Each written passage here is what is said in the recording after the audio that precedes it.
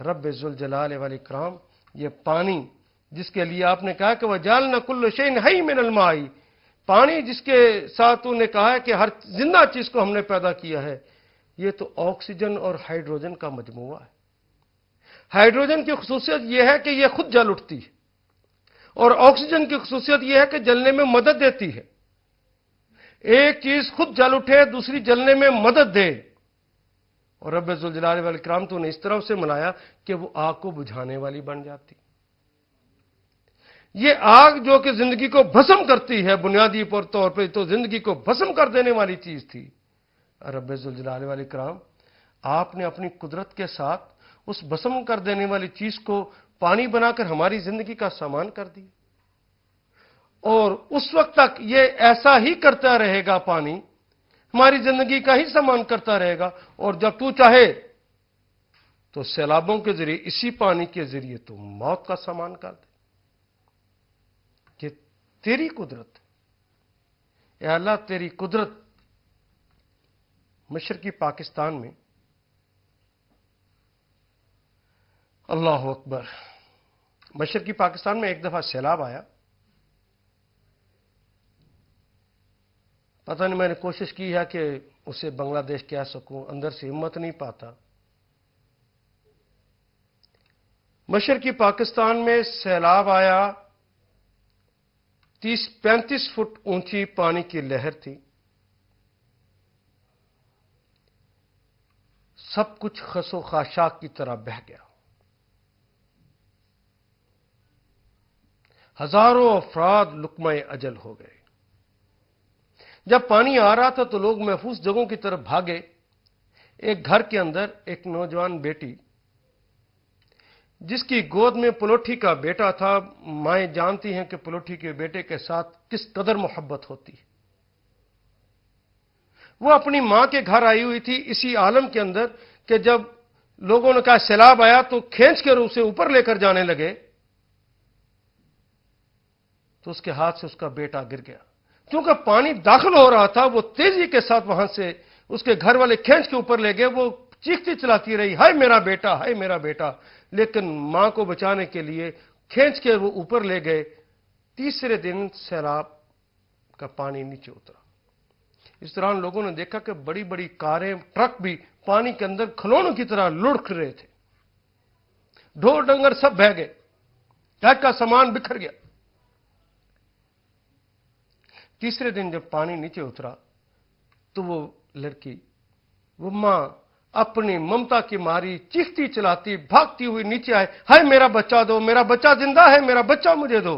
وہ کبھی اس کمرے میں جاتی، کبھی اس کمرے میں جاتی، کبھی کدھر جاتی۔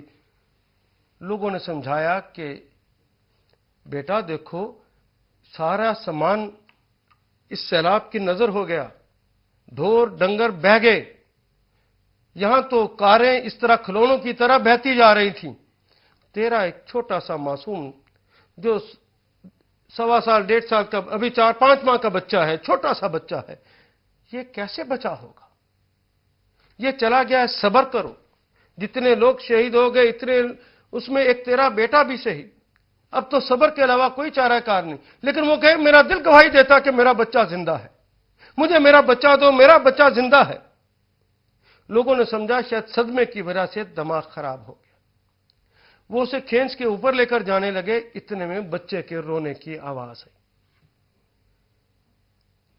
لوگ پریشان ہو گئے، یہ آواز کہاں سے آ رہی ہے؟ جب دیکھا تو بانس کے درختوں کے اوپر والے حصے سے بچے کے رونے کی آواز آ رہی۔ یا اللہ، اتنے اونچے بانس کے اوپر یہ بچہ کیسے پہنچا؟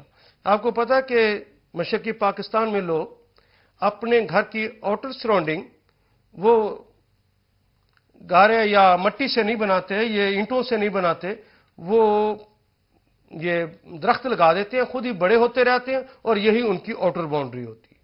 اس آؤٹر باؤنڈری کے اوپر دور دیکھا کہ بچہ ہے، پریشان ہو گئے۔ جب قریب جا کے دیکھا تو وہ بچہ ایک ناگ کے، وہ کالا ناگ جو کہ دھان کے کھیتوں میں ہوتا ہے، جس کے بارے میں کہتے ہیں کہ اگر کسان دھان کے اندر پانی کے اندر کھڑے ہو کر وہ چاول لگا رہا ہوتا ہے، اگر اس کے دوسری سائڈ پر اگر یہ اپنا زہر پھینک دے تو اس کا زہر اتنا سخت ہوتا ہے کہ اس کے اندر اس کی ٹانگیں گل جاتی، بڑا خطرناک ہے۔ اس کی جب یہ پھنکارتا ہے اس کے اندر بھی زہر ہوتا ہے۔ لوگ ڈر گئے کہ اس کالے ناک نے اپنے بلوں میں لے رکھا ہے۔ وہ جب پھنکارا لوگ تو بھاگے، لیکن ماں کیسے بھاگتی بیچاری؟ وہ ممتا کی ماری نیچے گئی، اس نے جا کے درخت کو ہلایا۔ آپ کو پتا جب درخت ہلاتے ہیں تو نیچے سے کم ہلایا جاتا ہے، اوپر سے وہ زیادہ ہلتا ہے، جھولتا باقاعدہ۔ اس دوران بچے کی چیخنے کی آوازیں اور زیادہ ہو گئی، گویا سانپ نے اسے اپنی گرفت میں اور زیادہ کر لیا۔ وہ دعائیں کرتی جا رہی ہے، جب وہ ارتعاش رکا تو سانپ نے اپنے بلوں کو کھولا، اس نے اپنی جھولی پھیلا رکھی تھی، تو اللہ نے وہ صحیح سالم بچہ ماں کی گود میں دے دیا۔ یہاں اللہ ایک سبق دے رہے کہ لوگوں یہ تم سمجھتے ہو کہ طبعی چیزیں ہیں اور طبعی چیزوں کے اپنے اثرات ہوتے ہیں، وہ ان کے ایسا کرنے سے یہ کبھی چیزیں پک جاتی ہیں، یہ کبھی خراب ہو جاتی ہیں۔ اللہ فرما رہے ہیں کہ یہ سارے میرے جنود ہیں جن سے میں چاہتا ہوں جو کام لیتا ہوں۔ یہ پانی جو کہ ساری زندگی پوری میں نے قرآن حکیم میں لکھ دیا ہے کہ یہ پانی زندگی دیتا ہے، میں چاہوں تو اس پانی سے ہزاروں افراد کو لقمہ اجل بنا دوں، جس طرح یہاں آج اس سیلاب کے اندر بنا دیا ہے، اور چاہوں تو وہ سانپ جو موت بانٹتا پھرتا ہے اس سانپ کے ذریعے میں انسان کے بچے کی مدد کروں اور اس کو وہاں سے بچا لوں۔ یہ زندگی اور موت، یہ فائدے اور نقصان، یہ طبعی چیزوں کی وجہ سے نہیں ہوتے، یہ خالصتاً اور خالصتاً اللہ کے حکم سے وہ طبعی چیزیں عمل کرتی ہیں۔ ایک دن آئے گا کہ یہی پانی جو کہ اللہ کے حکم سے اس طرح اکٹھا ہوا ہے کہ آگ کو بجھانے والا ہو گیا ہے، زندگی کا سامان کرنے والا ہو گیا ہے۔ 30ویں پارے میں اللہ نے اعلان کیا ہے ایک دن آئے گا کہ یہ دونوں بائفرکیٹ ہو جائیں گی گیسیں۔ ہائیڈروجن کو خود ہی آگ لگ جائے گی اور آکسیجن گیس جو ہے وہ بھڑکنے میں چونکہ مدد دیتی ہے، اس کو بھڑکنے میں مدد دے گی، جس کو 30ویں پارے میں یوں کہا کہ ایک دن آئے گا جب سمندروں میں آگ لگ جائے گی۔ یہ سمندروں کا آگ لگنا ہے جس دن آکسیجن پھر ختم ہو جائے گی۔ رب ذوالجلال والاکرام، ہم آپ کو مانتے ہیں کہ یہ ساری قدرتیں آپ کی ہیں، اور متضاد چیزیں جو بظاہر نقصان دینے والی ہوتی ہیں اس سے بھی آپ ہمارے فائدے کا اہتمام کرتے ہیں، اس لیے ہم آپ کے شکر گزار۔ رب ذوالجلال والاکرام، آپ نے ہمارے لیے دن اور رات بنائے، دن کے اندر معاش کمانے کے لیے جسم کے اندر آپ نے طاقت رکھی، سورج کی روشنی دن کے اندر کام کرنے کی صلاحیت پیدا کرتی ہے۔ ہم سارا دن کام کر کر کے تھک جاتے ہیں، ہمارے جسم بنانے والے اللہ، آپ کو پتہ ہے اس کو آرام کی ضرورت ہے، اور آرام کے لیے اندھیرا کا ہونا ضروری ہے، تو نے اس کے لیے ہمارے لیے رات بھی بنا دی، دن بھی ہماری معاش کے لیے بنایا اور رات ہمارے آرام کے لیے بنائی، اور اس کو اتنے دن اندھیرا رکھا۔ اگر میں کمرے میں سو رہا ہوں، ایک بلب بھی چھوٹا سا جل جائے تو میری نیند خراب ہوتی ہے، تو مکمل کبھی تاریکی کر دیتا ہے، اور کبھی اتنی چھوٹی فضا اور اتنی ٹھنڈی روشنی دیتا ہے کہ میرے جسم کو اس سے سکون ملتا ہے۔ اور اگر صرف دن ہی ہوتا تو میری زندگی اجیرن ہو جاتی، اگر صرف رات ہی ہوتی تو تب بھی زندگی اجیرن ہو جاتی۔ ان دونوں کو ایک دوسرے کا جانشین بنانے والے، یہ تیرا ہی کمال ہے کہ کبھی تو زمین کو بھی گھماتا ہے، تو چاند کو بھی چلاتا ہے، سورج کو بھی چلاتا ہے، اور اس طرح چلاتا ہے کہ کبھی زمین کا جو حصہ اس کے سامنے آئے وہ روشن ہو جائے، وہ دن بن جائے، اور جو پیچھے چلا جائے وہ رات۔ وہ ان کی محوری گردش بھی کرتا ہے اور ان کی سالانہ گردشیں بھی کرتا ہے۔ اتنے بڑی چیزوں کو کھلونوں کی طرح چلانے والے، یہ تیری قدرت ہے، تیرے علاوہ اور کسی کی قدرت نہیں ہو سکتی۔ اس لیے ہم آپ کو اپنا رب کہتے ہیں اور آپ کو یاد کرتے ہیں، اور لمحہ لمحہ آپ کو یاد کرتے ہیں، اور اتنے ہم پہ عنایتیں کرنے والے، ہم آپ کے شکر گزار ہیں۔ وہ کون سی چیز ہے، وہ کون سی نعمت ہے اللہ؟ وہ تو اتنی نعمتیں ہیں ہم تو نعمتوں کا شکر ادا نہیں کر سکتے اور تیری نعمتیں اس سے بھی زیادہ ہیں۔ آئیے اس آیا کریمہ کو دونوں کو ایک دفعہ پھر پڑھتے ہیں۔ تبارک الذی جعل فی السماء بروجا وجعل فیہا سراجا وقمرا منیرا وهو الذی جعل اللیل والنہار خلفة لمن اراد ان یذکر او اراد شکورا۔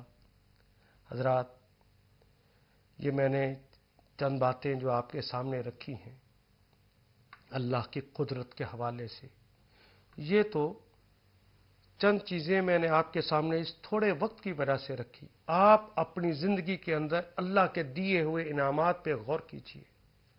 کیا یہ انعام کوئی اور بھی دے سکتا تھا؟ اگر اس نے وہ انعامات آپ کو دیے ہیں تو کیا اس کا تقاضا نہیں ہے کہ آپ اس کے شکر گزار ہو جائیں؟ اس کی شکر گزاری کرنا ضروری ہے۔ اللہ کہتا ہے میں نے تو تمہیں دینا ہے، اما شاکرا و اما کفورا، چاہے شکر گزار بن جاؤ چاہے اس کا انکار کرنے والے بن جاؤ۔ انکار کرنے والے بنو گے تو میں تمہیں سزا دوں گا، شکر گزار بنو گے تو تمہیں اور نوازوں گا۔ یہ دنیا میں جو میں نے پھل دیے ہیں تمہیں کھانے کے لیے، اس کی تو کوئی حیثیت نہیں، آخرت کے اندر بے شمار پھل ہے، وہ تم تصور نہیں کر سکتے کتنے مزیدار ہیں۔ یہ جو گھر دیا ہے اس کی تو کوئی حیثیت نہیں، لولو اور مرجان کے بنے ہوئے تجھے محل ملیں گے۔ یہ جو تو نے گھر کو سجایا ہے یہ تو کوئی سجاوٹ نہیں، اصل سجاوٹ تو وہ ہے کہ وہاں پہ وَالزَّرَّابِيُّ مَبْثُوثًا، ایران کے بنے ہوئے قالین نہیں، اللہ کے بنائے ہوئے قالین، اس کے کارندوں کے بنائے ہوئے قالین وہ بچھے ہوں گے۔ وہاں پہ تو خوبصورت پردے لٹک رہے ہوں گے جو حریر اور ریشم کے ہوں گے، گاؤ تکیے لگے ہوں گے، بڑا عالیشان سب کچھ ملنے والا ہے۔ اس دنیا میں بھی شکر گزاروں کو اور اس دنیا میں بھی شکر گزاروں کو ملنے والا ہے۔ آئیے عہد کریں کہ اللہ کی باتوں پہ غور فکر تدبر کریں گے، اللہ کی عنایات پہ غور فکر اور تدبر کریں گے۔